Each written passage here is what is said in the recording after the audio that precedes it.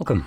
In front of me is a OnePlus Pad Go, and today I will show you how you can insert SIM and SD card into this device. Before we get started, you'll need to grab a SIM eject tool, which looks something similar to this, comes provided with the device, but if you can't find it, you could also use a paper clip. Extend on one of the ends and it should work just as well.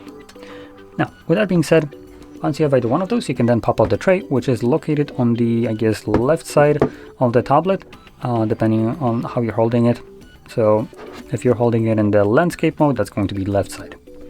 If you're holding it, in like normal hand or portrait mode, that would be above. You're basically looking in the middle for this kind of cutout right here. Grabbing your little tool, you can then push the tray out by pushing the pin in. There we go.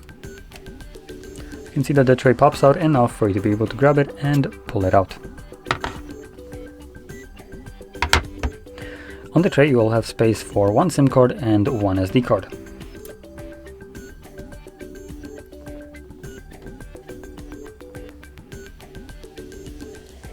There we go.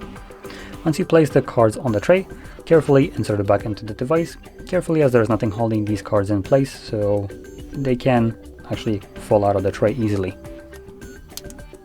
Kind of like the SD card is trying to do right now, by just kind of wedging itself in there.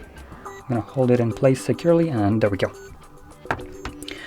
Once you insert the tray, both of these cards should start working right away, as it's apparent for the SIM card, as it's prompting me to put in the SIM card pin to unlock it. So obviously SIM card is working, and we should also have some kind of notification about our SD card. If not, I'm pretty sure I'm gonna find something about it in the settings, and you can see it right here. SD card 32 gigs free of 64. So with that being said, if you found this very helpful, don't forget to hit like, subscribe, and thanks for watching.